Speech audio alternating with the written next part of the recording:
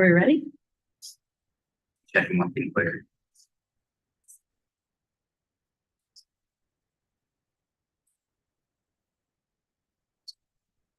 You can just for Andrew's presentation then. Am I? Oh, because you can't. Yeah.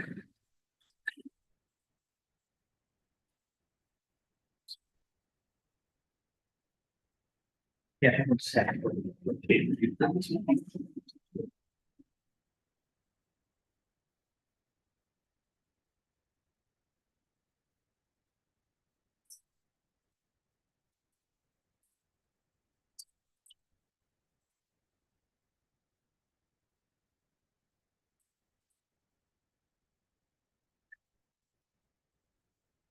Yeah, I got to that.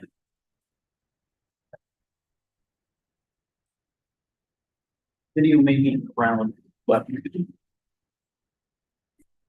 as long as you're quiet, you're right at that. That's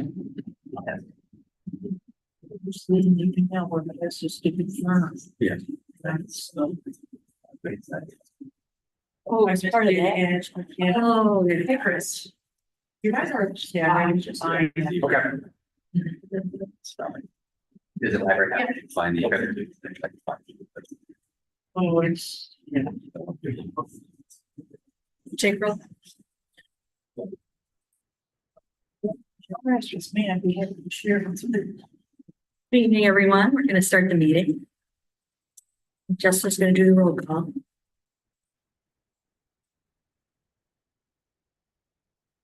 Commissioner Holmes. Here. Commissioner Urban. Here. Commissioner Klein. Commissioner Kurtov. Yeah. Commissioner Lancaster.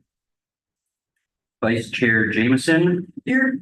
And Chair Rhodey. Here. Thank you. We have our agenda. Need approval of the agenda. Does anyone have anything they want to add, or is this okay as it is? I would move to approve the agenda. Ms. Ford, Second. all in favor, say aye. Aye. Thank you. Okay, now we have approval of our minutes. Is that January 29th? I guess, from January 29th. I would move to approve the minutes. Okay. Sport? I'll second. All right, all in favor, say aye. Aye. Written communication, I don't believe we have any. Communication from audience members. Anybody have anything? Right, any communication from committee members? Anybody have anything they want to share? All right, so we're into our business agenda. First thing we're going to have is a review comparing the adopted budget to the actual results for the year ended June 30th, 2025. So this is a follow-up from our conversation last week when we were talking about some of those differences between forecasts and budget and then actual results. So I kind of zoomed in here, but so the first column of numbers is our 25 budget, and the last column with the green total is our 25 actual for the general fund, results for the general fund. And so the bottom is just kind of a walkthrough of the items that changed from our original budget estimates to what actually occurred. So I discussed a couple of revenue items. So we received a couple of grants. We received some additional money from the state related to fire protection or services. We lost the franchise fee revenue. We had additional allocations from income tax over what was budgeted, and interest income came in well above what we had anticipated, but that tends to fluctuate significantly. So we try to be a little bit more conservative on that. Then some of the savings from expenditures or changes in our expenditures, we had the $760,000 savings for personnel vacancies. We had to repay the BWL settlement. So that was a net payment because we received some revenue in 25. So we kind of offset it with the outlay that we had to the final settlement amount. And then we deferred some of those capital items that we had budgeted. So specifically transfers to our capital improvement fund, about 1.5 million. And then we, about 1 million actually, and then 500,000 we did not include because we received grant funding in the streets. And then we deferred some capital within the general fund capital outlay of sidewalks and drains. So it's just kind of giving you those items we discussed in more detail, black and white or blue as it were.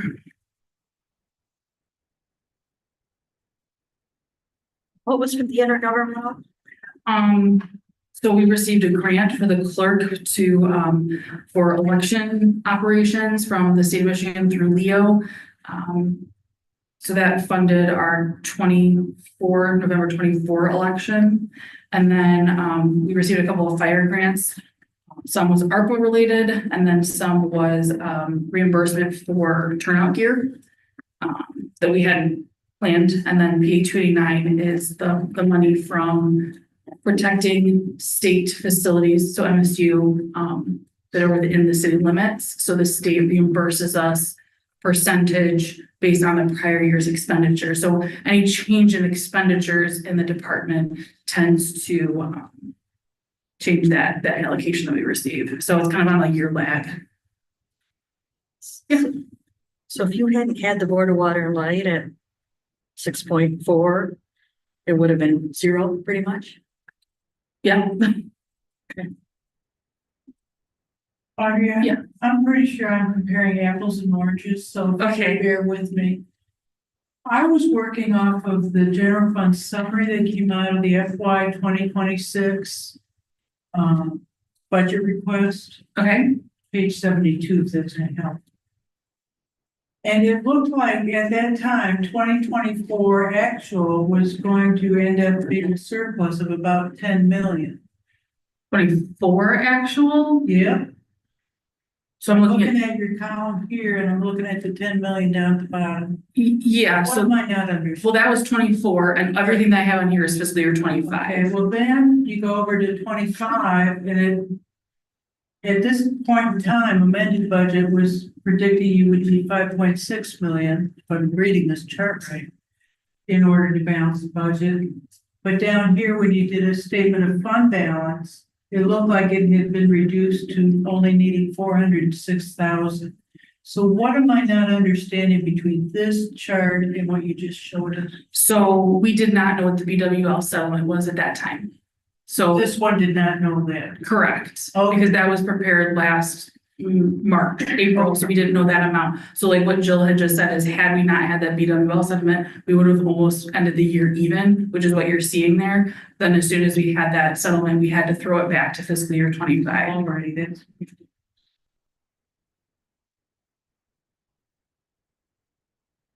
Thank you. So you're saying that for coming out of 2025 now, where are you? You're 6 million in the whole 6.4?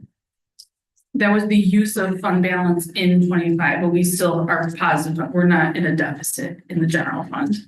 So when I look here at 2026 budget request, it looked like you had originally anticipated needing 3.1 million from the fund balance, but that would have been before BWL 2. No, because that all occurred, we recognized it in fiscal year 25. And we had already anticipated no new revenue in 26 when we prepared that budget. So that budget excludes the revenue and the expenses already occurred. So you fixed the problem in 2025 when it arose with the BWL. Yes, we had to. Yeah. Got it. Thank you. Mhm. So the only adjustment in the 26 budget is losing the 1.5 million in revenue. We had already accounted for that when we budgeted, but yes, that would have been the change from the 25 budget to the 26 budget. Yes. The current year revenue.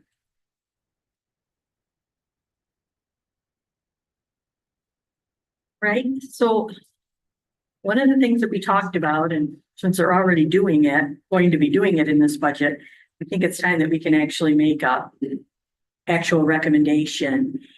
that we recommend that they budget a vacancy factor, whatever they determine is the vacancy factor, to account for the over budgeting, just natural over budgeting of wages and health insurance because of attrition. So I think we actually are to the point where I'm making a recommendation that we approve that as an actual recommendation of ours. I guess I'm making a proposal that we recommend that as one of our recommendations, is that they that we recommend they budget a vacancy factor. So Madam Chair, do you want to do that before you break into subcommittees? I'd just like to get something on the list is, Okay. we've done something, we have some recommendation we're moving forward with. And if I'm right, Audrey, you're all going to work on that. You're putting that in this year's budget.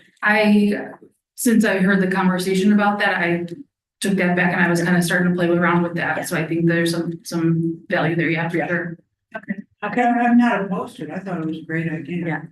Okay. Could you review that a little bit again for me? What happens is, correct me at any point, Audrey, they budget full staffing and assume everyone has full family coverage for health insurance, right? For the full year. Correct. And they do that so that their budget doesn't go up and down. You knew you were going to be short 3 people this year, or you got retirements. That means because they have attrition and because people have single coverage, and that there's always extra money budgeted. So the way I've seen the budget vacancy done is you do budget full at all levels for all departments. And then somewhere else you budget a negative expenditure. So let's say it's $1 million. You have a negative $1 million. It doesn't matter what department in the general fund it comes from. It's one number, but you're not over budgeting every year. Okay? Right. So my recommendation is that we recommend that they budget a vacancy factor in the general fund. Do you know where you would do that, Audrey? We have some sort of like generic general divisions in the financial services division in the general fund. So I think we've done some like insurance recoveries in there because it's kind of one-off, one-time things. So I think that would probably be where it would show up. I mean, Probably probably, need to create an internal service fund sometime. I don't think we would do that. Is there any discussion on that, or we think it's too early, but?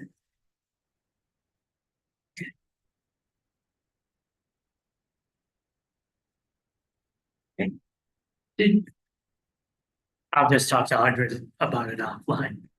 Yeah, you can come up with whatever number you want. I'm not recommending a number, just that. No, I agree. I just didn't know if it should follow certain departments where we're seeing the largest vacancies in somewhere within their expense line item, reverse back out some. So if places I'm are just saying that's biggest how I've gap, seen it. Yeah, as opposed to kind of a general, so I don't want somebody to look at your budget and say, why are you showing all of the, vacancy factor there versus in police, we budget X, but we're gonna back out Y. Because we know historically We had it, when I did it, it would be like where use of fund balance was. You'd have right, in that same category, Yep. use of fund balance, the vacant. And that's just the term I'm used to. I'm not sure that's the technical term.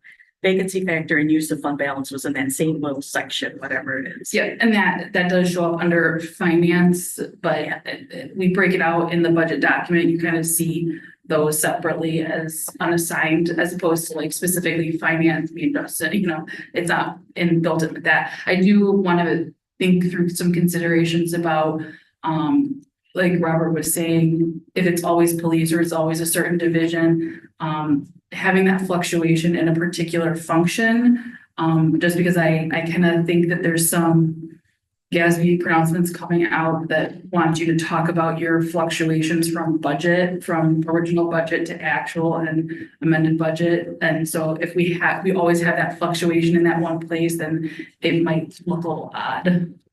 But we're not telling them how to do it. They're Yeah. saying they should budget a vacancy factor. Did they do that in the Hingham County or the City of Lansing? They did in the City of Lansing. And it was a big number. So you might ask your friends over there how they're showing Yeah, And I just wanted to ask about that point you made about we're not telling them how to do it. Like, how broad, ideally, like, would our recommendations be? Are we just saying like this is what we suggest, kind of thing, and not going into the like details and we like that? At least for the their current budgeting method over budgets. And so, especially if you project it out for 5 years, let's say you're over 700, by the end of 5 years, you put a lot of extra money in there. So our recommendation is that they consider budgeting a vacancy factor. Okay? Okay. Do we have a second? A second. Okay. All in favor, say aye. Aye. Opposed? Okay. Okay, one of the things I asked for next is the capital improvement plan. When we had this committee, whenever it was, 8-10 years ago, this was a huge deal. Which is why I wanted to put it on here. But since then, part of the income tax has gone toward capital improvement. And there's, of course, been a lot of federal money that's gone toward capital improvement. So it may not be as big of a major issue as it was last time we looked at it, which is why I want to go over this to see, if anybody, if it looks like it's going to be properly funded or if additional funding is going to be needed. So that's why so we're looking at this so early in the process.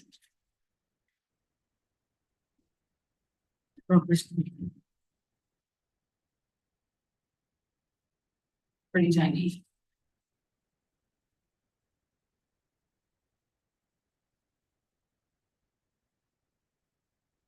Do we have any specific questions, or do we want different departments to discuss some of the potential changes? Since this is basically a year old at this point. Yeah, let's just kind of go over it, see if there's any projects that weren't included in here because there wasn't any funding that were like a priority, maybe not the highest priority. it. Are we kind of caught up now, or? You're right. I guess Are that's we what, building up a deferred capital outlay issue in the future? So a lot of the capital improvement budget for sewer and water are driven by rates. And so a lot of that will have its own funding mechanism, much like local and major streets. The issue really gets into capital improvements for buildings like Hannah City Hall that doesn't have a dedicated revenue source to provide it, is where we may come up against some budget pressures to carry out those improvements.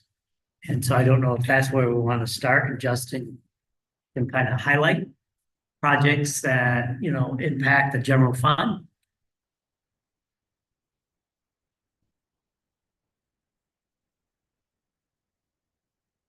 Where's the best place to train? I'm down here. Where there's a vacancy.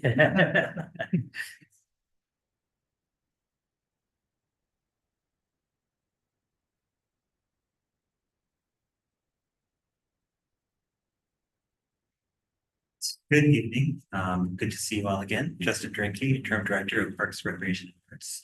Our department also oversees our government buildings and recreation facilities. So I would say that one of the challenges that we see with our capital investments is that about 20 to 25 years ago, we saw a large investment, particularly in recreation facilities. So we have the soccer complex, the softball complex, and the aquatic center. And as you see facilities hit that 20 to 25 year old mark, that's when you really start needing to really reinvest in those facilities in order to maintain them. Something that we're seeing across multiple of our facilities, and I think about City Hall, for example, some of the HVAC equipment or the boiler equipment is pushing on 40 years old, and it really is some critical replacement items in order to really keep those facilities running comfortably for the employees that work there. So I think that's kind of one of the challenges that we see across some of the facilities. I'm not sure if there was any specific interest areas that you were wanting to dive into a little bit more, or if there's any, high level details I could try to provide to you. For me, today, we haven't really defined the size of the problem we're looking at, or if we even have a problem, but if we can solve this issue with the normal growth in revenues, I'm saying we can, but let's say we could, and we didn't have to do much other things. With the way that you'd have to solve it would be to reduce some capital outlay, and what kind of pressures would that put on it? I guess I'm looking for long-term issues. Certainly. Well, to give you maybe a short answer to a complicated question, I'll use an example of the air handling units that really provides heat and cooling for the original portion of City Hall is also original from 1965 and has not been replaced since that date. I'm estimating that would probably be about an $850,000 project to replace that. But you have equipment that is 60 years old, that is critical infrastructure facilities comfortable. So there's a lot of stuff that we can't defer if we want to maintain those facilities, because the second the heat goes out in the middle of the winter, you have bigger problems than just trying to get the boiler replaced. So then are you looking at bonding option? That's one of the things that, is currently in the fiscal year 26 budget, is to identify, critical infrastructure projects and actually look at a bond issue in order to fund some of those. And Robert and I are actually in the middle of talking about that process right now to figure out what some of the priority projects are going to be, and start to come up with some estimates of what the debt service would be for those. Then if you decide to bond, because I don't understand debt service, will the repayment of those bonds have to happen through the general fund? Correct. So the annual debt service, first of all, it has to match the life of the investment. So the life is 15, the max we can bond out for is 15.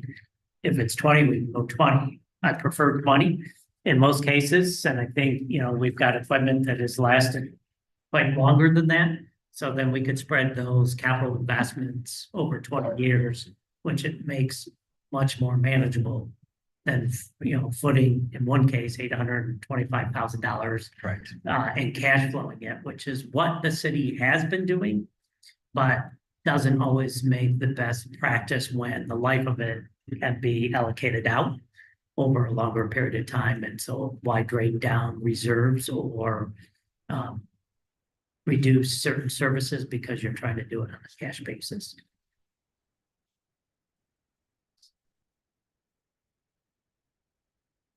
Do you have substantial available debt space? Debt limit? I think so. We've had a couple things roll off in the recent years, but I'm not sure how the SRF would play into that because we keep bonding for SRF, but it's also a state. So water and sewer are exempt from that debt limitation. So any SRF or anything would not be applied against it. So I think we've got significant room within our ceiling. Not that we want to come up against that ceiling. You can there's a limit on how much debt you can have based on your SEV. So. And that formula, I believe, correct me if I'm wrong, is in the back of the audit, is it not? It is. Yeah, so there's a formula in the back that shows what's available versus what's currently outstanding. And I assume we have a good credit rating. Yes, we maintained, is it AA plus? Yep. If the income tax expires or the allocation of the income tax changes, Certainly.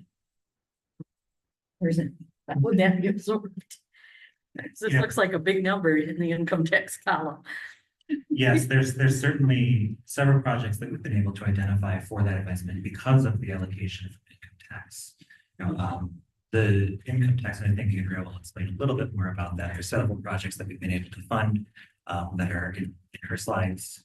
Of the 20% that goes to infrastructure, we share that also with streets, sidewalks, and then our facilities. So about 8% comes into the kind of capital improvement funds for some of our facility and preparation facility improvements. What we've also seen, timing of the income tax rolling out and also kind of impacts that are ongoing from the pandemic is that construction costs have significantly increased. We have kind of the similar issue with some of our parks and recreation facilities, as we do our government buildings and recreation facilities, that things haven't been touched in 40 to 60 years. So last month, when I presented a little bit of information about kind of the funds that we oversee, you could see in the investment in parks and recreation facilities that investment jumped up pretty significantly. I think we have to make some different decisions about what projects we prioritize. But some of these things are looking right now, for example, at the parking lots for some of our rec facilities that haven't been touched since it's been built, that you see large cracks in these surfaces that, we're probably looking at $700,000 to replace one parking lot that, if we didn't do that, definitely impacts the quality of the service that somebody experiences at that facility. And what I think that also does is limits what we can justifiably charge as a fee for using some of those services. Right? If you have a class or a low quality recreation facility, and you can't necessarily compete with others in the market and charge that same level of fee. So there's a little bit of that quality of facility impacting some of the program revenues. Is the Hannah building considered a government building or is it considered a rec building? A little bit of both. And when I say that, we kind of include all of that together. Government buildings in budget means something very specific, which really is like City Hall. Hannah Building is its own division within the Parks and Recreation Fund. So I would say if you're classifying it under budget, it falls under the recreation and culture. Is the renovation of the third floor so that it could be used in any of the capital improvement plan? It is not currently in the capital improvement plan that was adopted a year ago, something that we're looking at what some of those costs would be. So it's something on my radar to do because I think it also creates opportunities to expand certain programs. Figuring out exactly what that cost estimate and the scope of work is kind of the next step. How do you guys gather estimates or bids for these projects?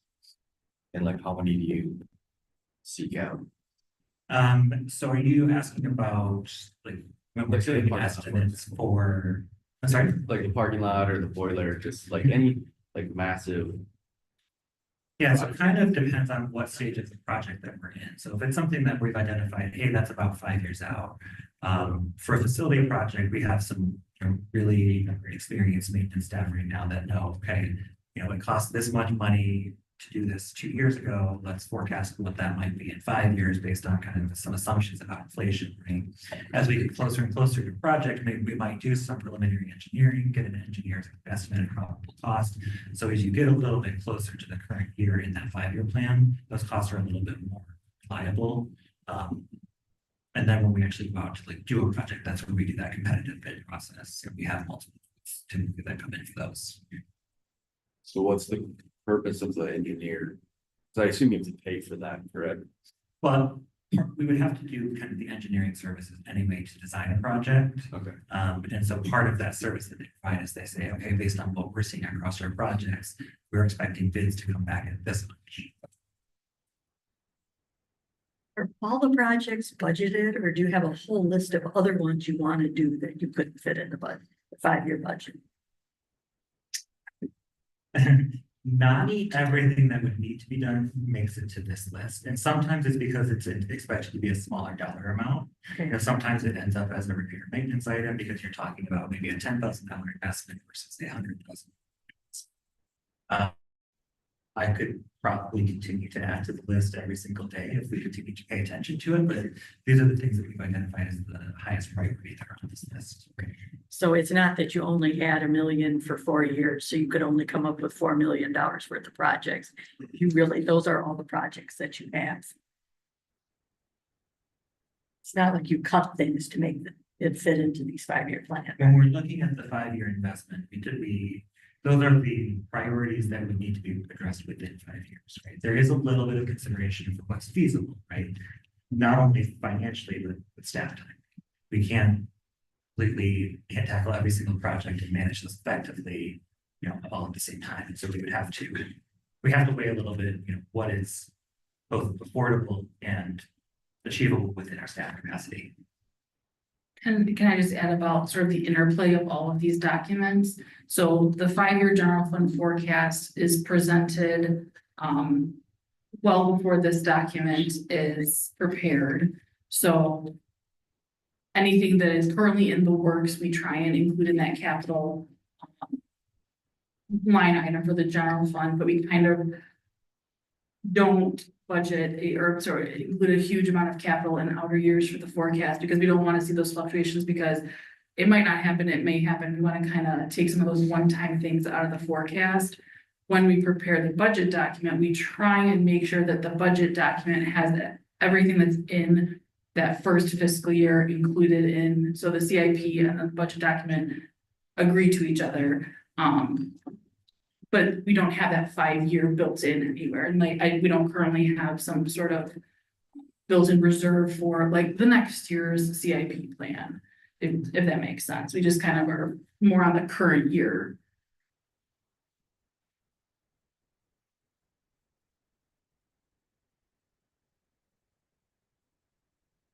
Why are you talking about the 5-year forecast for the general fund for revenue? Do you do something similar for the expenditures? Yeah, the 5-year forecast that we present, so this will be a plug. So next week, next Tuesday, council meeting, I will present the general fund 5-year forecast. So that is a forecast of all revenues and expenses for the current fiscal year and projected out. So it's both revenues and expenditures. Like I said, we try and back out some of those one-time things, so that you can kind of see just kind of a standard picture, and then knowing that any of those one-time things that get plugged in there will have, an impact.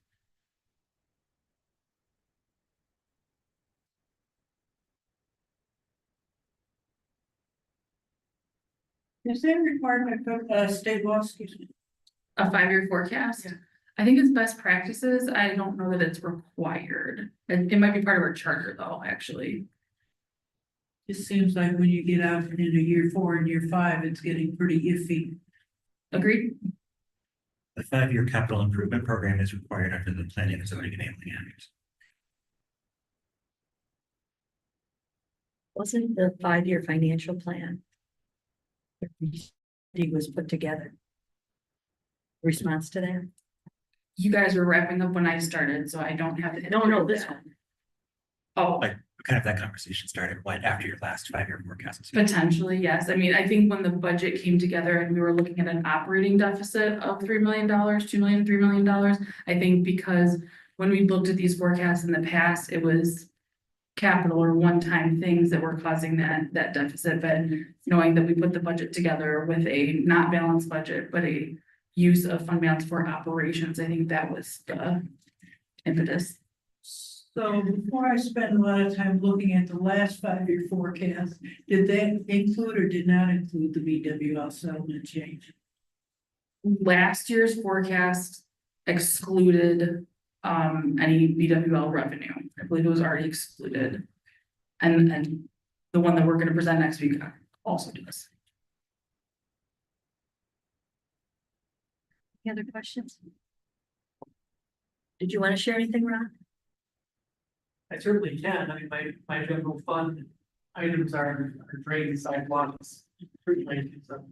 And maybe talk a little bit about hazardous, and I can kind of tee you up for that, is that we're in the forecast when we're talking about the hazardous sidewalk program, based on kind of conversations I've had with DPW, is that is a necessary, a good thing to have, but it's sort of the first thing that's on the chopping block, I think. It is, and I think I hit on this when I got through our general fund stuff at the last meeting, that it's originally was a 5-year program, and that was the first year program was 2001.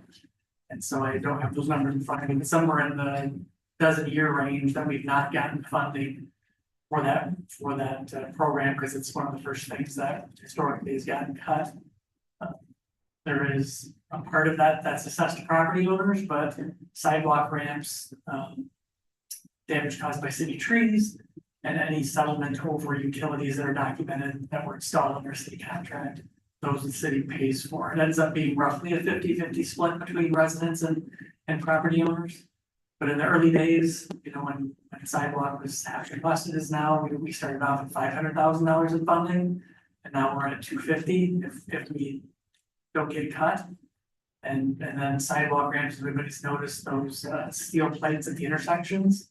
Those are $50 a square foot, so an intersection alone can be upwards of $225,000 to update just the intersection, which you have to do.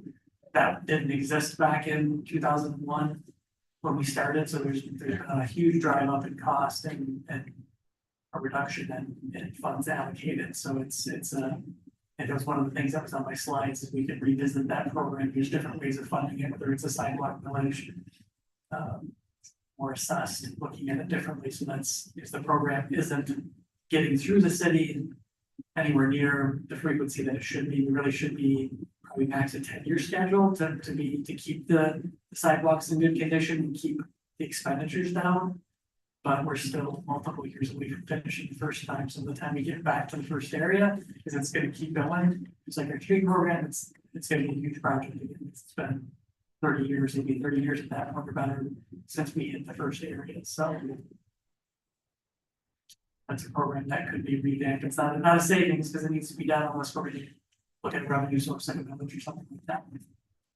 I will say that, the condition of the sidewalks did come up in the survey that the senior citizens did last year as a problem. Yeah, we do get a fair amount of complaints about it, but we're really trying to focus on the area that the program is working on, because if we do scattered repairs, then the price doubles even from the increased price now, so we try to keep it focused to stretch that money as far as we can. And since you're up here, I'm gonna use you. So in the forecast, we've got a couple of drain projects that are, I think they were budgeted in 26, but we're getting a little pushed out to 27, 28 on those two drains. Right. Okay. So it proved to be more of a challenge to get through Eagle, and also some easement issues with property owners that we caught. And so that, I mean, not that another drain project might not come up, but those are the two that are kind of on the docket. A follow-up question on that. So, like, if you have to push something out into a future year, do you unappropriate those funds and then reappropriate it in the following year, or do you carry that funding forward, or how do you deal with that? So I probably wouldn't unappropriate them in the current budget cycle. But obviously we're not using the fund balance, so it carries forward to the future year. If something like this, we know in advance, I would have the department rebudget that, so it's already built into the next year's budget. So does it fall, at the end of the year, does it fall into the unassigned general fund? If it's rebudgeted, no, it would be assigned because it would be use of fund balance, so appropriations for next year's budget, so we would assign that. But you do that, for instance, if we're crossing 26 and 27 fiscal years, in 26, when I look at the general fund balance, is it funding that you weren't able to use in 26 in the unassigned general fund, or is it up at some committed line of general? It would be assigned, yeah, so there's like, the 5 different categories, so that would be, it would fall under assigned unless we had a contract in place, then it would be committed. Thank you. I'm planning on asking Ron to come to our next meeting to talk about 2 revenue items that came up at our last meeting. One is the streetlight assessment. I don't know anything about it, but looks like something we should look at. And the second one is drain assessments. Sounds like traditionally the city has been paying on behalf of the impacted taxpayers. Whether that's right or wrong, I don't know.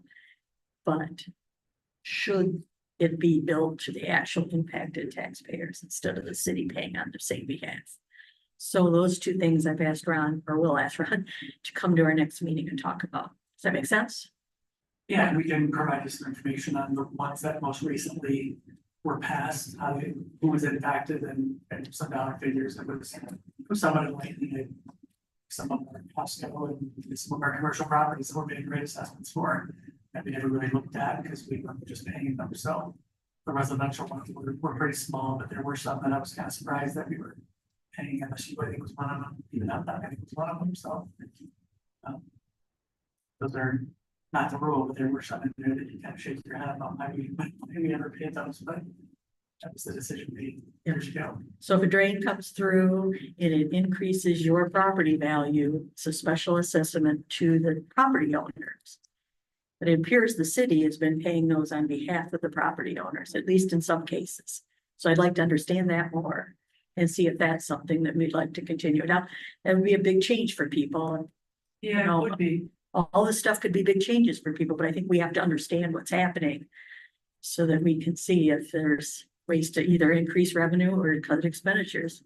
Well, and I'd also like to understand the interaction between the city and the county drain commissioner. That's How what we're they talking work. about. That's it is the county drain commissioner that's assessing. Right. Yeah. They just send us the bill and we pay. Right. Because you can't argue that some of the existing drains that were put in eons ago allowed the property to be sold to be built on. So that you did get taxable value out of that drain that you otherwise would not have gotten for the land because it was wetland. Correct. I mean, some of it probably wasn't developable or wasn't usable until the drains got put in Right. years ago. And there's kind of three different pots. There's a couple of different maintenance type of drains. Some that they prepare the roll and they have all the individual breakdowns from property owners prepared. They just never send them out because we intercepted them. Those are the ones that we stopped intercepting as of last year. And those we just allow them to send the letters to the residents. They get a chance to object, all that goes through and then they get put on the tax bill. There's also maintenance ones that they don't split up. So we would in turn have to split that up ourselves and then assess the property. We have to pay it, then assess. And then there's construction, like the Montgomery drain involved, you know, what went on down by Friend or that big drain project. Those are all assessed as well, or can be assessed. Now, in those cases, the city intercepted that and said, we're not gonna have to pass that. So all those property owners were paying on that, I don't know off the top of my head, 20 years on that drain assessment. We can't now go back and say you're gonna pay it now because we didn't let the residents go through the process of objecting and not talking about their individual assessment, but new projects moving forward. We can certainly entertain that, no longer intercepting that, the county has them.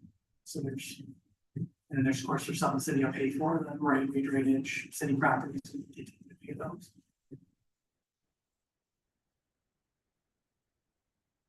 So that'll be on our next meeting on the 19th, if you could make it. And you'll be ready. And then also the streetlight assessment. If there's anything specific you'd like me to have more information on, I can. Feel free to send me something. Or maybe if some of these municipalities, you get some kind of feel for what people are paying, what their special assessment is. Yeah, we If can, we're talking, you know. The average person pays X number of dollars to get some kind of feel for it. and we've already started doing some of the calls, Yeah. just to see how municipalities are doing it, and we do it slightly different. I did notice it's on that deficit plan that we're talking about later, so must be some discussion then done. Yeah, the So, discussion last year was we were gonna look at that, because Robert wanted to see if the Parks and Village would. Go through more about it, so Okay. pretty interesting last year. Any other questions? Okay, thanks, Rand.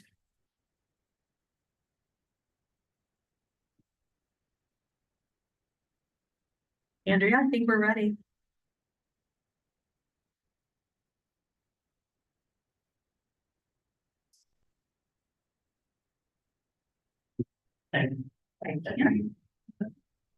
Okay, yeah. Okay. You remember, the income tax wasn't a forever thing. It was for 13 years. And its primary use was to get the pension liability down, if not fully funded. And then it was decided that 20% would go for infrastructure, which we just talked about. And that the other 20% would go for police and fire. But this was all net after we pay the general fund back because of the property tax reduction that was married to it when it got voted on. So, here's her presentation. Hi again, everyone. Andrew's city treasurer. So I'll start with just a little history. Jill said a little bit about it, but yes, this was voted in, voter approved in 2018, started in January of 2019. It is, does come with an end date currently, so it will end in December 31st of 2030 unless it is reapproved by the voters. At this point, it was approved with a 5 mil reduction in our city operating property tax. So I have more slides on that later, so I'll get into it, but right now our millage could be for city operating 17.5362. We are currently assessing 12.5362. East Lansing residents pay 1%, non-residents pay 0.5%. And then we did with this vote, as she said, have a dedicated purposes for it. So it is 20% for public safety, 20% for infrastructure, and 60% to our unfunded pension liabilities. Something else I want to note about in my presentation is that one thing that goes with income tax is that things are on tax year, which is calendar year basis. And then we also work on fiscal year basis. So our numbers don't always align perfectly with each other because our fiscal year is July 1st through June 30th, and then tax year is on calendar year. Next slide. So this one shows what we have collected for our revenue for income tax. Now this is in total less refunds we've had to send back to anyone who was deserving of a refund. So in the first year, we only had half a fiscal year's worth of revenue in that year. But as you can see, we have steadily increased based mostly on compliance. So there was some, if you saw a dip in fiscal year 21, that's based off of COVID. A lot of people worked from home that year. So there wasn't as many people working in the area for the non-residents. So that did take a dip, but then we've seen steady increase as more people coming back to work in the offices after that. We've also seen some increases as we started getting what's called state tape, and that's to help with compliance. It shows us who has filed a state return, but potentially has not filed a return with the city yet. So that helps us find people who may not even realize that they owe something to the city, but have filed with the state of Michigan. Next slide. So this is something that Jill has wanted to focus on, and I want to show you guys this too. So the 5 mil reduction, this is what we will see every year that is the loss in what our general fund property tax sees. So right now the income tax pays that back to us. So we make our general fund whole with what that 5 mil reduction is. However, when if the income tax does not get reapproved, this amount of money will come back to the taxpayers. So property taxes will go back up to the 5 mils, are what we can legally go back to get. So without the income tax, the residents will see a property tax increase. Yes. So once again, there's something I must not be getting. Nope, you're okay. It's complicated. Well, I was looking at page 1061 of our last set of documents. Okay. Which is this one pager on the income tax. Okay. Yeah.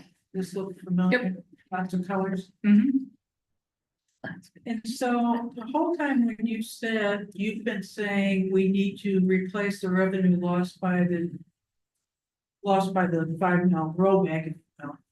I thought, foolish me, I thought we were somehow repaying ourselves, but then I see a list of things like the Bath School District, East Lansing School District, Lansing School District, Hazlet School District, something called Pilot, which apparently it was corrected.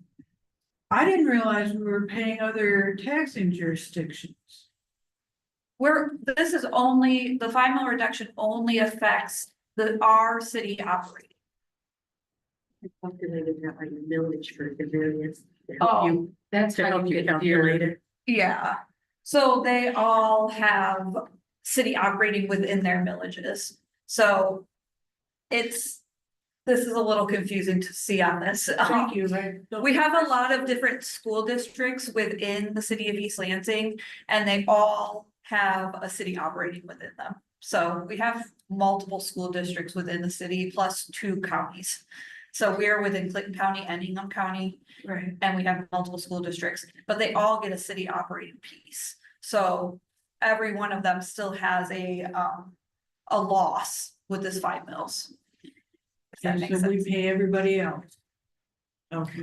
no, I think Yeah. we explain, so when we're billing property taxes, we do it by like jurisdiction. And the jurisdiction is dictated by the school district. Right. But the school district, you live in a particular school district, it's either East Lansing, but it could be Bath, it could be Lansing. So we bill based on that, but within every one of those is a city. City of East Lansing. Correct, that Yes. comes back to us. Yes. So it's the jurisdiction, the area, the geographic area, but it's the money from the people in that geographic area that come back to us, that pay us for our operating. This was the way she had to get it from the property tax system to calculate. It was by each unit. Yeah. She couldn't run it for everybody because each has a different math to it. So she had to run it by each of those. So like we don't end up going to East Lansing Public Library, for instance. No, So if that were to expire and the 5 mils would go back, We would still get this amount of money. right, the homeowner is gonna see a 5 mil increase as well as whatever the inflation is for that year. And so like people are not gonna be educated enough to understand that, and they're just gonna see their bill go up like. Correct. A humongous amount, and they're gonna be Right, not happy. the goal with the income tax, and Jill was on here to believe it, it was to. The hope was that the income tax was not going to be as high, or what they would give out of their pocket, as what the break would be for the residents. Yeah. On their tax, so losing the income tax, yes, they won't be paying the income tax anymore, but they may be paying quite a higher amount on their property taxes when it goes back into effect. So that'll be our effort to educate that if they don't vote income tax, city residents will see a large increase In their property. in their property tax. Was this the case like before the income tax was like put in place? Or- Yes, the normal millage would have been there, Right. but having this essentially break for all these years, it's especially anyone new who's moved here, Right. or having that break and then having it reinstated at the full 5 mils, which you will see immediately, will be a huge increase. At So that yeah, point. they were paying 17.5 roughly Yep. mils. With the income tax, they were reduced down to 12.5. Got it. And then one last, hold on, that's like, if on the renewal, would you be able to change from like a 0.5% to like 1.5 and then 3/4? And then could you offer instead of a 5 mil break, like a 6 or a 7 or whatever the math is because basically. The residents, it was a wash is what the intention was. And so the intention is to gather the non-resident income tax. So why not just move the numbers? Yeah, I mean, I don't know the law behind specifically the percentages, Well, yeah. until the state law, that I read, it's gotta be, you can only charge half of to the, whatever you charge your resident, you can only charge it up to Half half of that. non-resident. But is there a cap on what you can charge a resident? Uniform city income tax is 1% and 0.5% for non-residents. It's my understanding the state legislature could change that for a municipality. They have for Detroit. Okay, but I don't think we could do it ourselves. I'm not 100% sure, but I believe that's the case. With the exception of Detroit and Grand Rapids, everyone has the 1.5% and the 0.5%. Okay, and then back on the residents being whole. The $6 million was even on both sides, but there were not every person was made whole. Oh, no, Your I 1%. Right, So, yeah. Your 1% didn't, equate. High income people with a smaller house Yeah. were not winners. There were retirees were winners because their pensions not taxable. So there were people, but overall, the revenue was a wash, was the thought behind it originally. thank you. And this kind of goes to what you were saying about the resident versus non-resident revenue. So if you look at this, obviously the hope is that non-residents that are using our facilities that are not paying property taxes are paying a little bit more here for the income tax. Now this number, if you looked at it and tried to compare it to the total, you're not seeing, if you're looking at tax year 24, this is only, $6 million. It's certainly not the 18 or $17 million. These are only amounts of people who've actually filed returns. So all of our money together is with withholdings from businesses, but your business could withhold from you and you may never turn in a return. So we still get that money, but if you never turn in a return to get your refund or pay us, we don't have that documentation. So we can't figure out if someone is a resident or a non-resident if we don't have someone's return that they've turned in. So this is what a lot of that is, but that's why we're working really hard on compliance, because we want everyone to do a return. But that's why you see such a large difference in, we get a lot of money in, but if people don't file their returns, we can't document whether they're a resident or not resident. Okay. This is just a graphical of the exact same information, just to kind of show you the purple is non-residents and the green is residents. This just gives a little bit information more about what we're doing for compliance. We have hired an income tax assistant to help. Majority of her time is focused on compliance now. So we are trying to get more and more of that. Before Jill was there and our new income tax administrator, they were just kind of trying to get the majority of the regular work done. Now we're trying to have our new employee work mostly on compliance and helping with that, so we can get more and more people to file. Next slide. Do you have an estimate of like how much the state spends like in order to comply with this, like just on the compliance, like the letters and everything going out and employees like involved in that? I have a going down, we have all of our administration costs, but we don't really have it split out specifically for compliance, but I do have that on another slide going forward of what we pay for administration.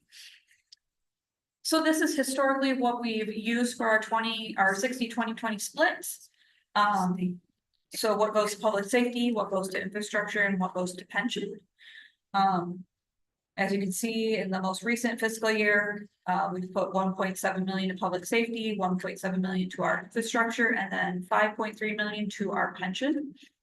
And then we've also had to hold back some money for our final year if the income tax does not continue. We do need to make sure that we can pay back refunds for people. So we have to have that, since money will stop coming in. We do have to have money left in the final year to refund people back anything we would owe them. So this is another breakdown of kind of what you see overall. So income tax revenue, this was based off of fiscal year 26, just some estimates. So this is kind of how it works. We would get in approximately 18 million. We reimburse that property tax 5 mils. Estimated administration costs. Now, if you look at that number, that's not just the 2 employees we have. We have our income tax processing center with a contract with them, so we do have to pay them. And then we have our net revenue that we do split up among the pension, the public safety, and infrastructure. And then it's broken down a little more. I keep reading about 1 million related to the fire department. Is that the GF one? I don't quite understand why it keeps coming up separate from the money that's going to help us reestablish. For the public safety itself.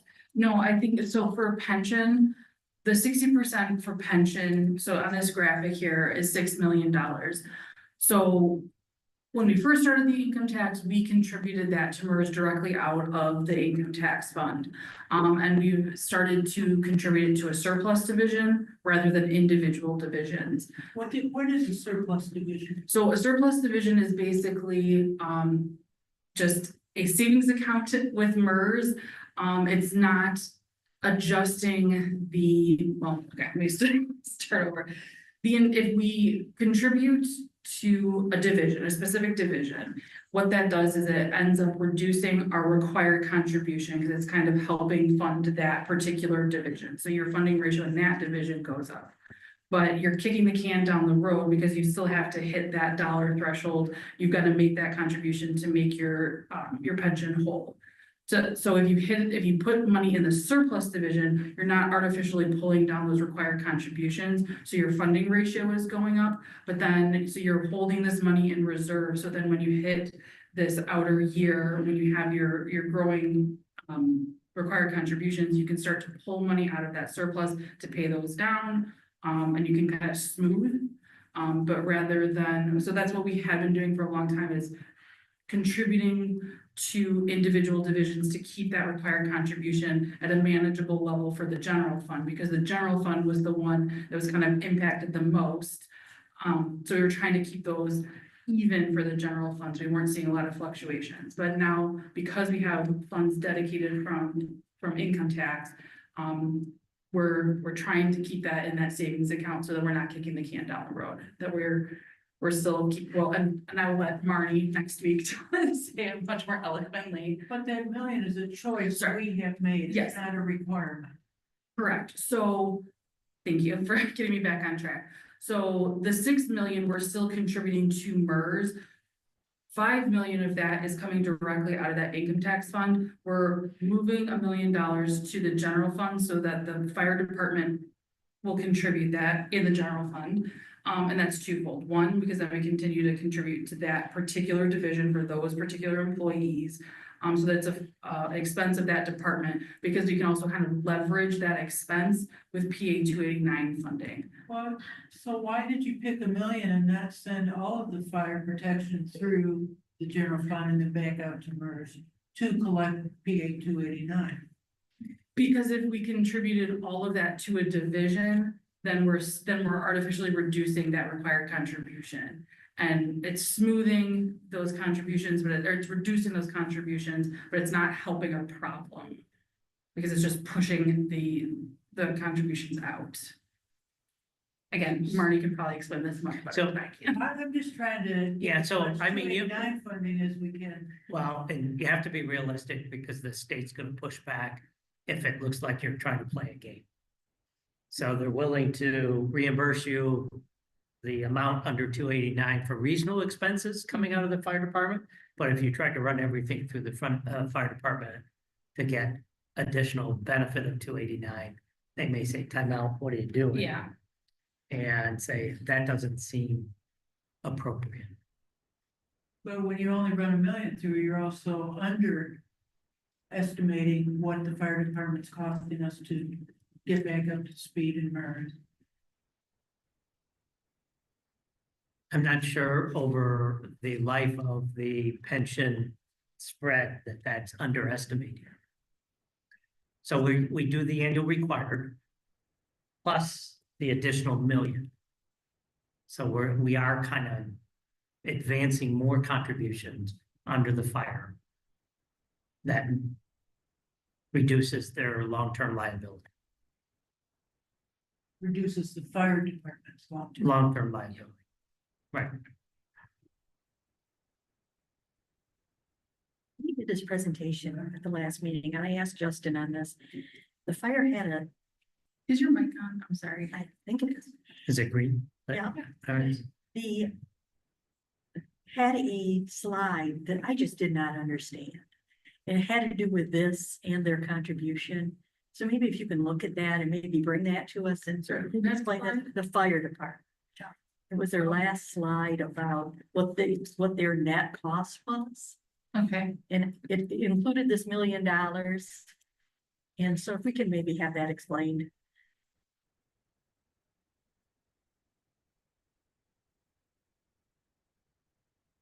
Cause I know their net cost is $1 million, but I didn't understand that slide, so. Okay.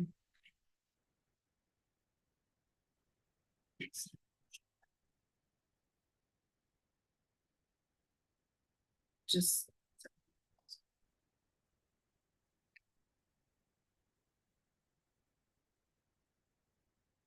And then skip like 5 pages, I bet. Okay, we're done. Is this the next page or do I need to go back? 2020 split, is that set in stone? Is there flexibility there? Right now, because it was voted that way, it is set in stone, but if it were to go back up for a vote, city council has the ability to change. If they wanted to change it to something different and present that to the voters, it could be changed, but it would have to be voter approved differently. So this is just a quick breakdown of our administration costs, like I had said before. We have innovative software services. So if you've turned in an income tax return and you had to send it to Eaton Rapids and you were confused, that is because that's where our processing center is.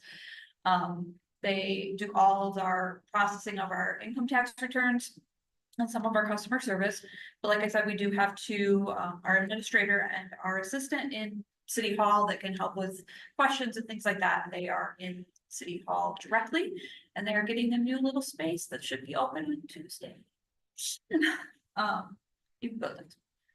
And then this is a little bit more about the pension. So if you want to look at fiscal year 25, the most updated number we have right now, we are currently 67.64% funded in the pension. As we started out though, in fiscal year 19, we were 49.16% funded. So the 60% going towards this has obviously very much increased our pension liability, our unfunded pension liability, which is what the goal was. Currently, we have 840 members in the pension program. 412 are receiving benefits currently. 125 are are entitled but not receiving benefits yet. Okay, next slide. And then this is what Ron was talking about a little bit earlier, is a list of all the projects that income tax has helped for with public works. The majority of everything on this is street projects. So they have a breakdown of what types of money they used and how much of it went for transfers from the income tax fund. So some of these projects, if you see major streets, 53% was funded by income tax and 65% of local streets were funded by income tax. And if you go to the next slide, it shows you a nice little graphic of the green where these streets were. So some of these projects probably would not have been able to be done without the income tax, or a lot less of them would have been done. So do we get any significant federal funds for these streets? Do you get significant federal funds for these streets? Yes, we get Act 51 money for our streets, as well as our major streets as a process to try to help we apply for funds for our major street projects. So we usually get those 80-20 split, with 10% funded by NDOT, 20% by the City of East Lansing. So most of the time when you see a major street project, that's one of those projects. Hazard Roads, our last year project. So is that showing up in the intergovernmental revenues for this department? Well, streets would be in 2 separate funds for major and local streets, so you're not seeing it in the general fund, but a lot of the projects are pass-throughs to the state. Correct. It's our project. We do the plans, specifications, but it's actually NDOT contract with the contractor. They bill us our 20%. So they actually hold the contract, even though we do all the work, the contract administration, all that kind of stuff. So it's not actually our contract. We didn't give us a check for 80%. They actually bill us our 20%. So the state funds are sitting up here in the state, you're sending your share to them. Yeah, they bill us, so they pay the estimates and they'll bill us our 20%. And then I'm going back to sidewalks for a minute. Could any of this funding from the income tax also have been used on sidewalks? The first year we did use it on sidewalks. We just have put it to streets in the last couple of years. And part of it is because every street project, we're required to update sidewalk ramps, so that 25,000 I was talking for intersection, that those street funds pay for that. As well, so that's part of the road project, so it. In a roundabout way is doing it through the sidewalk ramps, but not the hazardous sidewalk, not the private property ones, we haven't, that's the first year currently, before I was involved in it.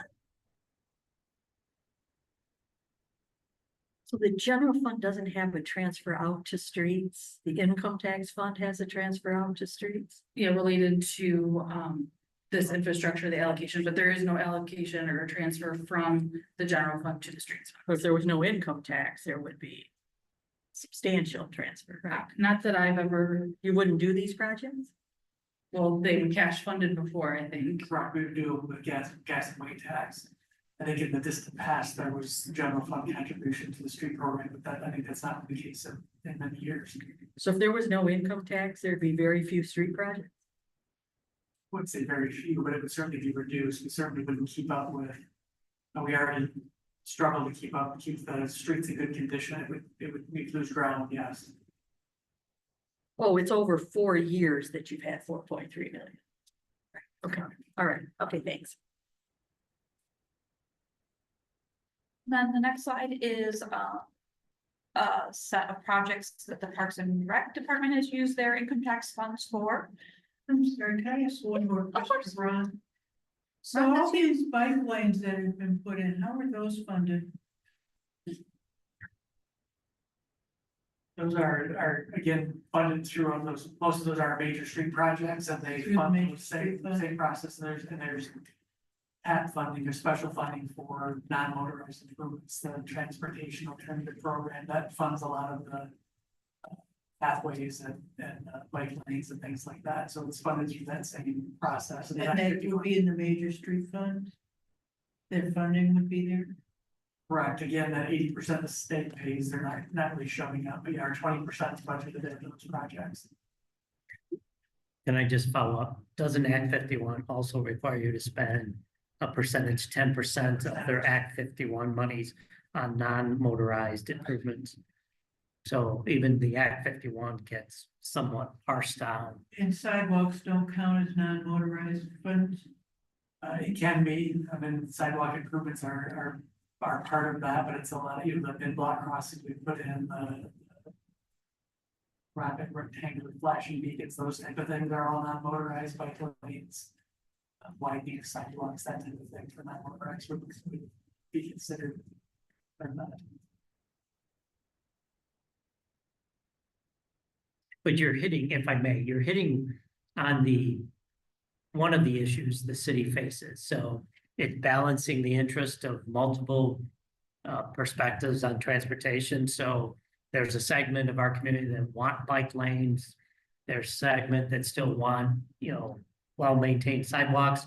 And so it's trying to balance all of those pressures and requests with the limited resources that we have.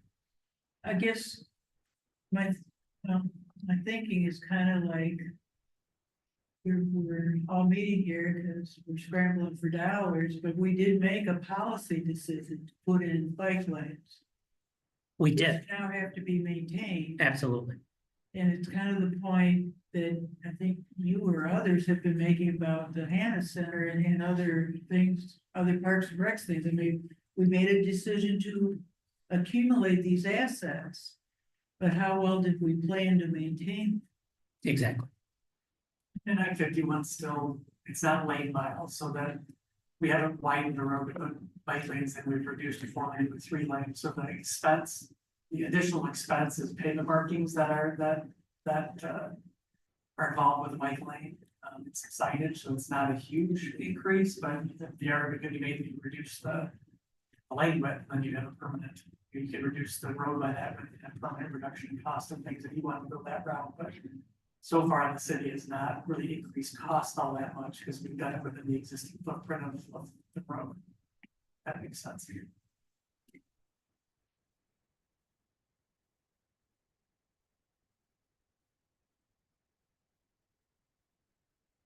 I think we're on. Yeah, we're good. So you sit back there. So the next slide is about Parks and Rec. So if you look at this one, this is, shows a number of projects that Parks and Rec has done. In the first column, it does show how many projects were funded using, or partially funded using income tax funds. So as Jill mentioned, this is over the life of the income tax. They've used $3.1 million to fund or partially fund all of these projects, or somewhat, some of them were totally funded by the income tax. So if you go on to the next slide, kind of breaks them down, gives you some examples of some of them. So some were like the theater wheelchair seating areas, the aquatic center needed quite a bit of updates. So a lot of these are CIP related things. Softball complex had improvements. There were shade structures put in. Next slide. A lot of park improvements. So we did extensions of trails. There were a lot of ADA accessible walkways put in, pedestrian bridges. They did some pavement updates, things like that. So many of these things were all possible or were done sooner because of the income tax than maybe they would have been, or would have been pushed off potentially, as Justin was saying, as they have to determine what's the most important thing to do or what they have the money to do at this time. And then my last slide is just what the fire and police have been using their funds for. They are basically just supplementing their wages, training, gear, and then just mainly their general operating costs. So they don't per se use it for very specific things, but it goes to their funds and then it helps offset any expenses that they have.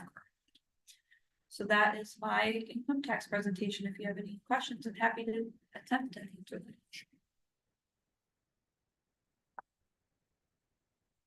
Thank you. Thank you for letting me come back. You have a question, Jill? You are the income tax guru. It isn't about the income. What is the required pension contribution compared to what you're putting in? And how much extra are you putting in a year? About $5 million extra. Yeah, because everything that's coming out of the income tax, that whole 60% is all extra. It has to be extra. It can't be going to the required contribution. And that only got us 70% funded. So that change occurred only about 2 years ago, though, to create the surplus.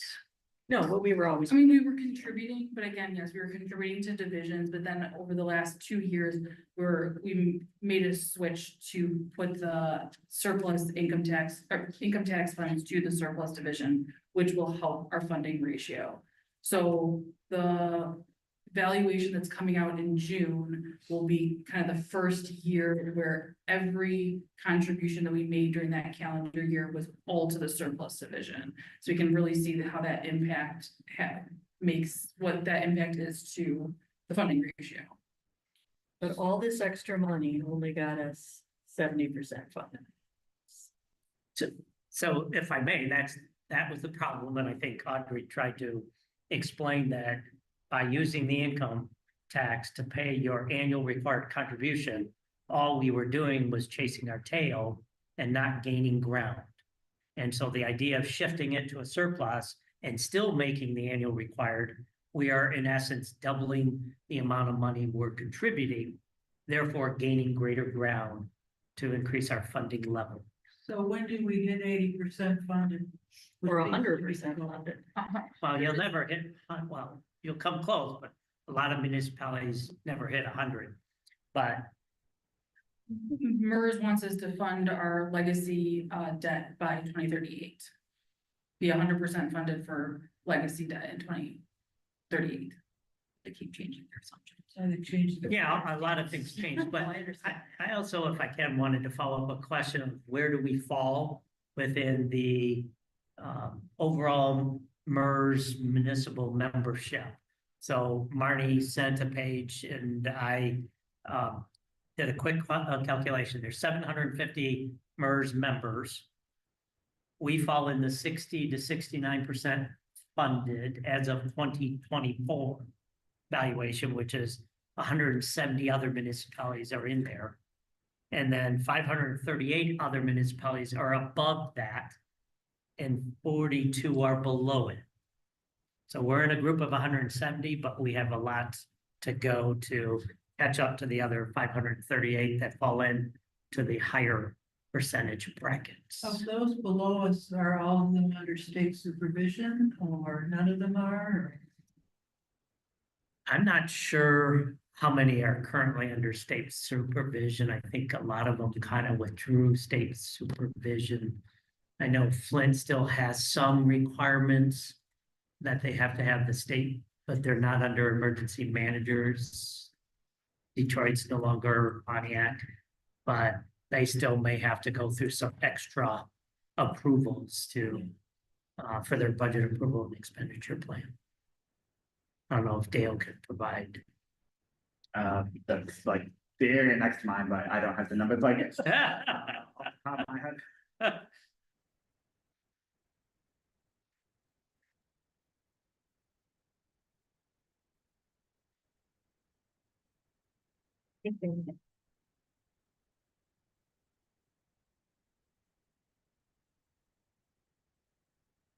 My computer died, so I can't do the agenda anymore. Okay, we're out. You asked me earlier what municipalities I worked on had the vacancy factor, and I said Lansing, I'm not sure. I don't really know. Yeah, Just to be sure, I don't want on the fact that people are doing it, because I don't know, but some I worked on did, some I worked on didn't. I don't know the answer to that. All right, so we're gonna talk about the deficit elimination report, or the deficit report. Put together. When the Sure. budget was presented. So, When you were out of the room, we asked Ron to come back next week to talk about the street lighting assessment, so. okay, good. So I know that's in your plan. Yes. So when the FY26 budget was submitted, the general fund was anticipated the use of appropriated equity of 3.1 million roughly. And so I was asked by several city council members to put together ideas for their consideration to reduce the use of fund balance. And so I'm going to really just highlight what was proposed, and then I can talk about what they approved. So there were 8 ideas. 3 were to increase revenues, and the remaining 5 were to decrease expenditures. So the first idea to increase revenue was to incorporate University Place Condo Association lease payment into the general fund. So the city 40 years ago entered into a development agreement with what is now the Marriott Hotel, but that parcel under a land lease where they paid $10 a year for 40 years. And then after that, if they continue to operate the office building and the hotel, they would have to pay 12% of the appraised value of the property. And so that lease expires March 1st of this year. And so we estimated what that 12% based on a 2019 land value determination agreement that both the city and the condo association signed. And so there's 3 members to the condo association: the Marriott, the office building, and then the city for the parking structure under the Marriott and office building. And so in 2017-18, the Marriott, the owner of the Marriott, which is a company called Columbia Sussex, bought the office building. So in essence, the same owner has the hotel and the office building. So they have 2/3 vote on a 3-member condo. What was estimated for March through June, thank you, was $212,869. So that revenue was reflected in the general fund for fiscal year 26. The second recommendation was instituting land leases on city-owned parking structures or facilities. Right now, those parking structures are sitting on prime real estate and don't pay property taxes. So the idea is, in essence, a pilot. They would pay the general fund the equivalent of a property tax for them to occupy the space along either Grand River or throughout the downtown. And so council did approve it. It was estimated at $591,375 increase in revenue to the general fund. Sorry. For you to be clear on, so the park, essentially you're moving it from one fund into the general fund? Is that what you're saying? Yes, and then they would pass any of those costs on to parking rates. So the step in this is that we have to have those properties appraised so that we have a fair market value of what those, highest and best use of those land is. And that hasn't been done, that's in progress, but that's just to validate whether that 591 is high or low, but to really hone in on the true amount. Item 3 as a revenue was instituting a special assessment of streetlights. It's estimated at $1,334,000 roughly. I did not recommend that to the city council to pursue because I saw this as very similar to the franchise fee, that it would, in my opinion, be considered a tax versus a fee because you can't avoid it. And so therefore there could be a challenge. And I don't want to get into another litigation. I don't want to lose, but residents have to vote on taxes versus fees, and you have to be able to avoid a fee in order to differ between a tax and a fee. And that came out of Bolton versus Lansing many years ago. That became the formula that a lot of municipalities use and probably played well into the litigation on Heels versus City of East Lansing. That's the reason why I did not recommend moving forward with a streetlight assessment. I know other municipalities do it, but other municipalities also had that franchise fee. The remaining 5 were decreases to the general fund.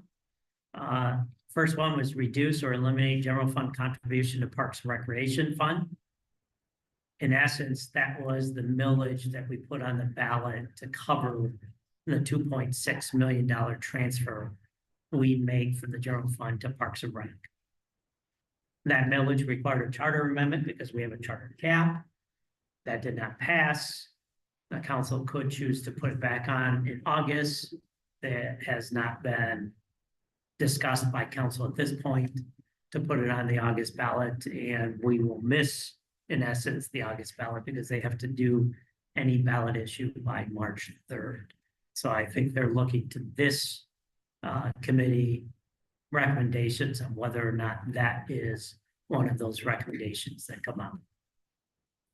The second decrease in general fund was eliminating the proposed new position in the fire department. It was an EMS coordinator, represented about $136,000. They did approve that and eliminated that position. Third item under reductions was to reduce the general fund appropriation to the 54B district court in the amount of $71,000. That also was related to a position, but because the court is independent of the city and we're just their funding agent or entity, we can't dictate how they reduce their budget. We can reduce our appropriation, but they can determine where they want to make that cut. The fourth item was discontinue the payment of drain maintenance special assessments allocated to private properties. So that amount was right around $87,000. The city had historically been picking up the drain assessments to private properties and to MSU. And so this recommendation was to discontinue that, and I believe that got rolled out because council did approve that. And so those bills were sent out to those affected property owners. The last item was to establish a convenience fee for credit card payments within the general fund. And that represented about $30,000, and that got approved too. One of the other things we asked Ron for next week were regular special assessments for drain that the city is paying on behalf of property owners moving forward. Some kind of feel for that. So that's the other thing we've asked him to do. These happened while you were out of the room. Sorry, but thank you. Appreciate That's okay, that. I'm not, I should just tell you what I've asked your staff to provide. So that summarizes, and then what's attached to the, I think 93 pages that are all of the documentation that showed the sample lease that the city contemplated on parking structures years ago, as well as other elements that help support what was recommended.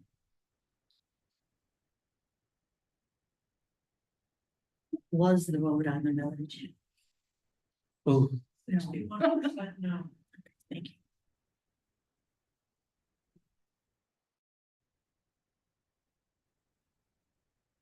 Anybody have any questions? Are you coming up with more ideas for the summer budget, 2027? we are looking at a number of things here. Can you give us a magnitude number? No, because I haven't even started these conversations with various departments. In fact, I think our meetings start next week before they start getting into really finalizing their recommendations to populate the budget.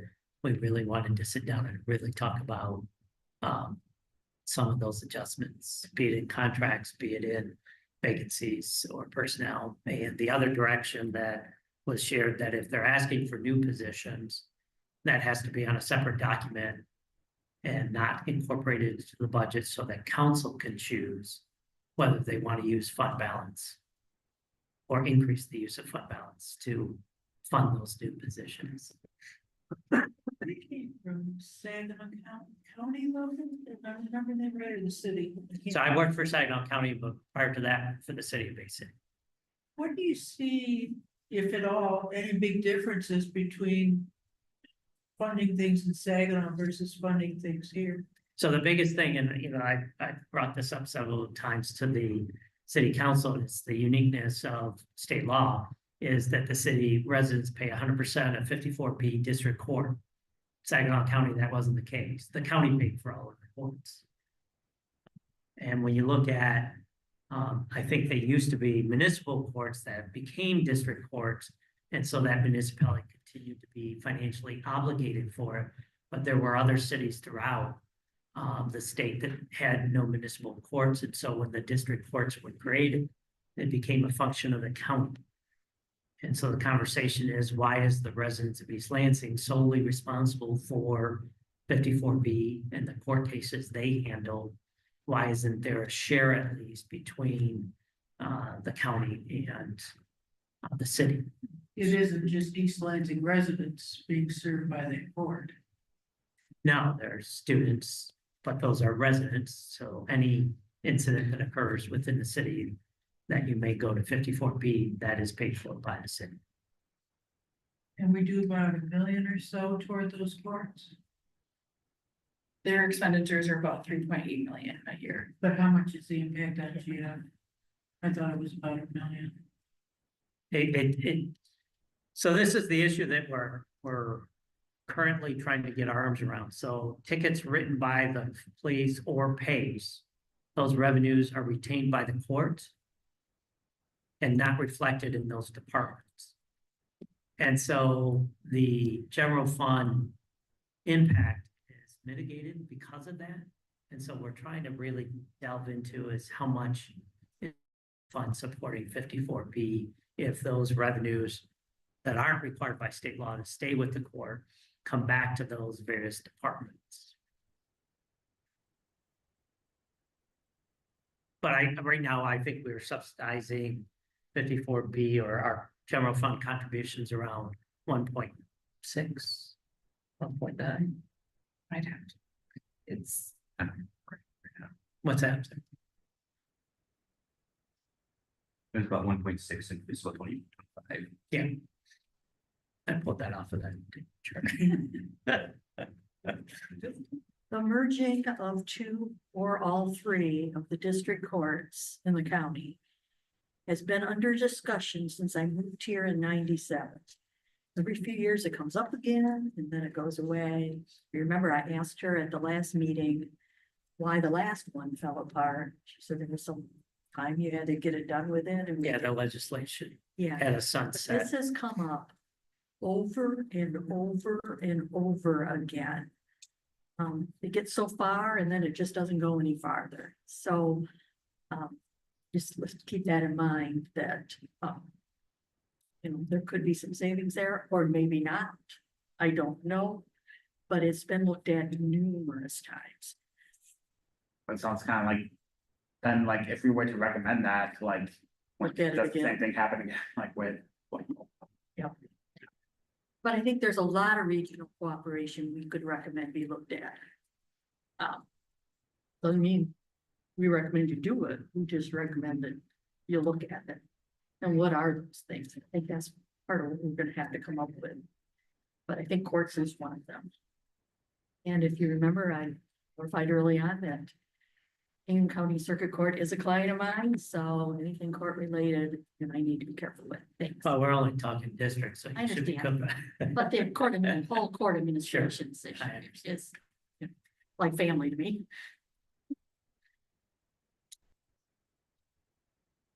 All right, anything else on that? Robert? No, that's all. Yeah, thank you. Okay, the last item was just a copy of that report that was done about the cost of MSU. It was done in 2016. It's been attached here for you guys to review. If we want to do that again, I don't want to have that discussion if Mark's not here, because there's, a lot of politics associated with that. And I think we need our advisor, our city council advisor, if we're going to talk about that. But the report is attached. If you want to review, do you want anything to my comment on that? No, I mean, I think it may be beneficial to update just to have relevant comparison between 2016 and today. I don't know what the cost was to have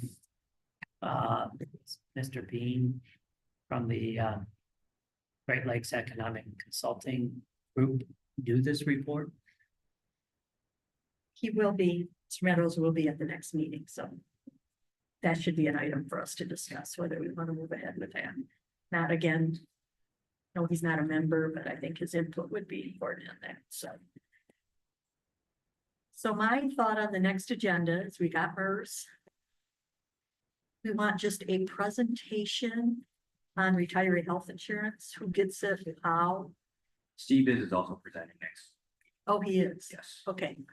I'm not sure there's much to do that. It seems pretty tight to me, but we should look at retiree health insurance.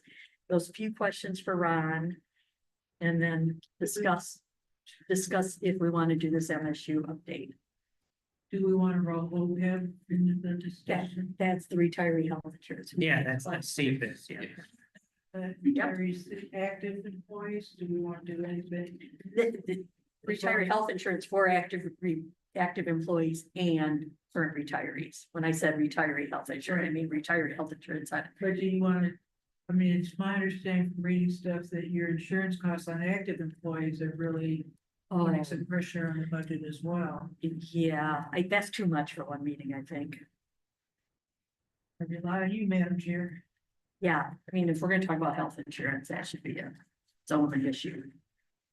I'm more, yes, how long you gotta work to get health insurance? What groups get health insurance at retirement? Is it just you or your whole family? Those kind of things. It's my understanding most get a money set aside for them, but that's what we need them to explain. I think the benefits here, to me, don't look excessive, but for retiree health insurance. but that's part of, back to your health insurance issue. I think that's one more of these regional cooperation things. So there's stuff we can do and find this stuff together to help. But I think this whole thing with regional cooperation is something that, we have to have a meeting on. Is With there- people with suggestions. And I could share that the city joined the West Michigan Health Insurance Pool 2 years ago. This is our second year in. And so that's a pool of school districts and municipalities to kind of get better rates through Blue Cross Blue Shield. And I think Priority Health is the other health insurance provider in that pool. Is there any association or some professor or anybody like that who's well known about looking at regional cooperation issues? I mean, I guess I'm looking for ideas. I think every department seemed to have some had. MSU Extension may be a good conversation. They work with a lot of municipalities. I know Do they? Dr. Eric Scorzoni was very good at really honing in on municipal challenges and opportunities for cooperation. I think he started under David Hollister when he was mayor of Lansing to kind of get his intro into examining what municipalities are paying in retirement, retiree healthcare, tax trends, and a whole bunch of other things. Then there's some point, I'd like to understand debt service enough to be dangerous, and that's all. Don't really want to go super deep in, but I'd like to have an understanding of what is our city situation? Can we take on more debt reasonably? Are we gonna push the limit? I have no idea. And I think we're set for the next agenda, but anybody bring your ideas. But I think current debt, at least general debt, the debt limit, if we're pushing that, I haven't looked at that chart in a long time, but yeah, I think that can be an agenda item for the next meeting, along with anything else that comes up next week or that people have told me between since then. I'm sorry, I'm fading to death. So You want it that next week or the following you meeting? don't want it next week. The following meeting. And we want pension, OPEB. Yep. With you guys explaining what So that was his. the benefits are. Yeah. Ron to talk about the two items that we've given him. Yep. And this MSU thing. I think that's just enough for next meeting. Unless anybody's got anything else they really want to do. I was just gonna maybe answer your question about John's slide, hopefully. If I can jump to that, just to save us the follow-up.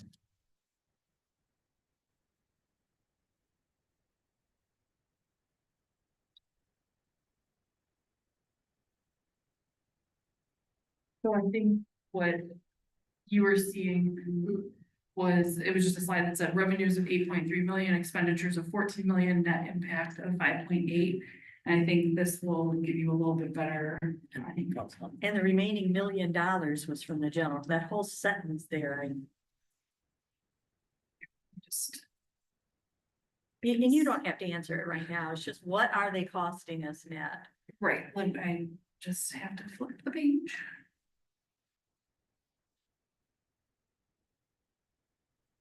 So these were the numbers that he was pulling out to get to that net impact to the general fund. So his sentence about, Supplemental contribution of 5,057,120, of which 4,057,120 was made the income tax. And so that's not.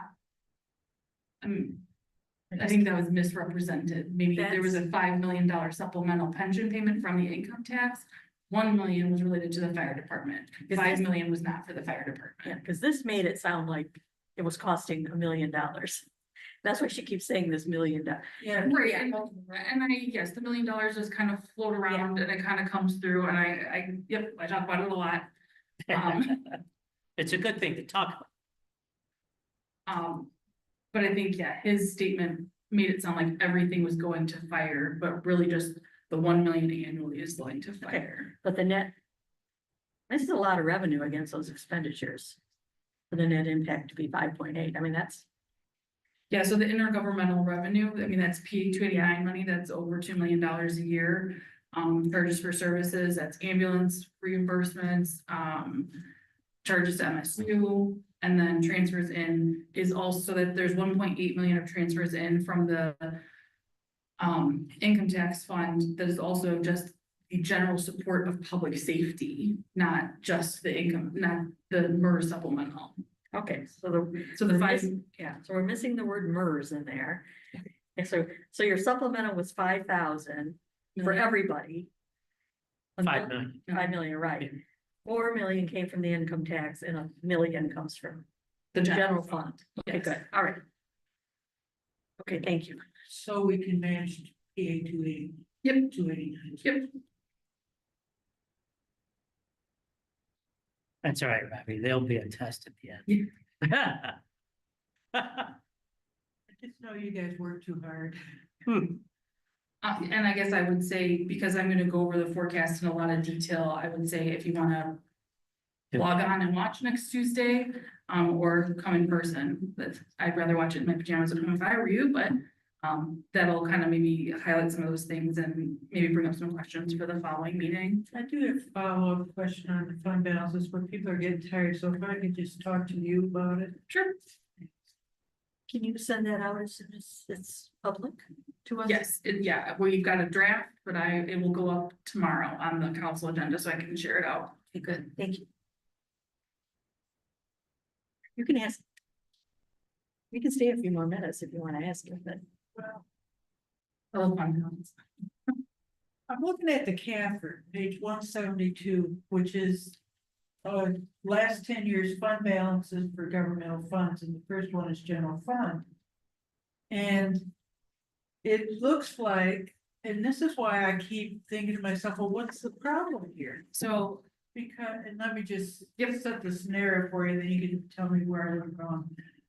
So like it shows from 2016 to 2025 that the unassigned general fund, the stuff, kind of like our savings account, has been going up. And for instance, for 2023, it was 8.1 million. For 2024, it was almost 8.1 million. And then for 2025, which is the year you had to deal with the BWL settlement, it's 9.6 million. So it's gone up. So I'm working with what our audited statements, but I'll bet this didn't include the BWL settlement adjustment. I'm lost. well, we settled it and it reduced total fund balance in that year, so it wouldn't be set aside as assigned, so but let me just pull something up before I get too far down the road. The only other thing I wanted to say is, I know what page you're talking about, but I can't off the top of my head remember. When we're looking at the financial statements, income tax and the seniors fund are rolled into what that refers to as the general fund. Across all the years, it would be the same rolling. And I'm just saying, it's showing an increase. And yet you guys are saying we got a big problem at the end of the 5, which is why I'm looking confused. You're saying the fund balance is showing an increase, In the CAFR. okay? And that we're saying that there's a problem in what year? Oh, fine. 25. 45, yeah, sorry. So there I'm was, looking at this number going across. So yeah, total general fund balance.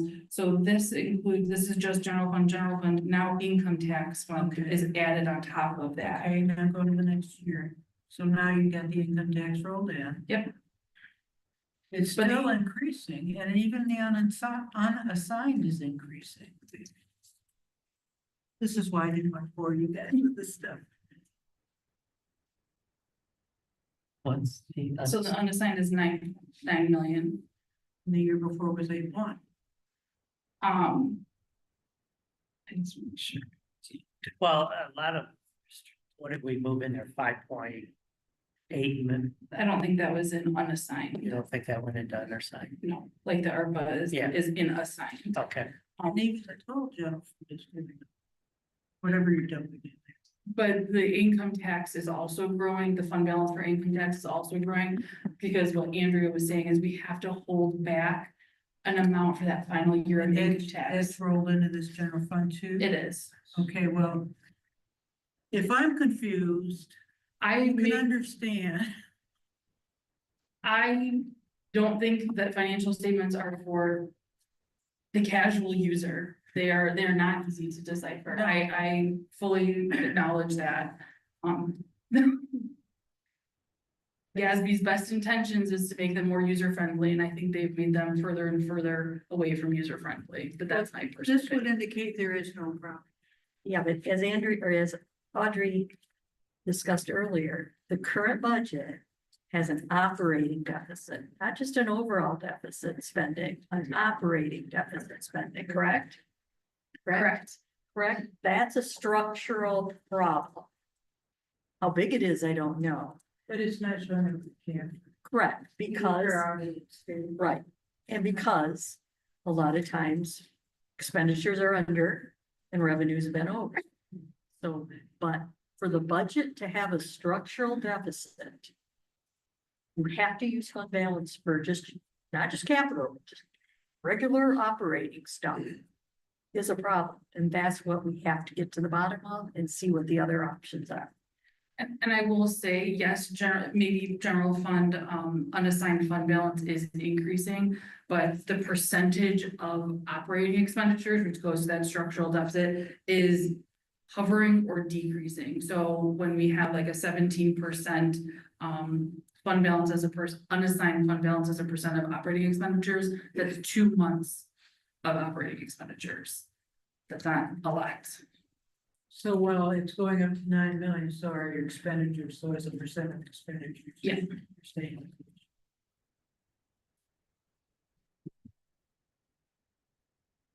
Anybody have anything else?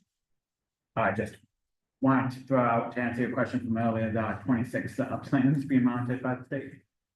26. 26 municipalities, yes, with the country.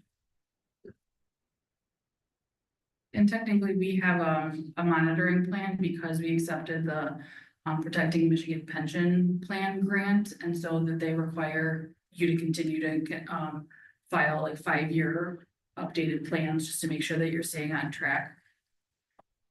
So I don't know if that falls into that same 26, but I'm assuming more than 26 municipalities took part in that grant.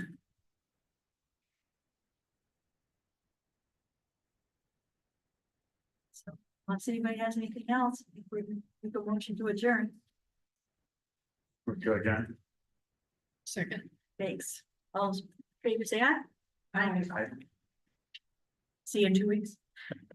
Next Next week. Oh, I'll see you in a week. I changed my schedule.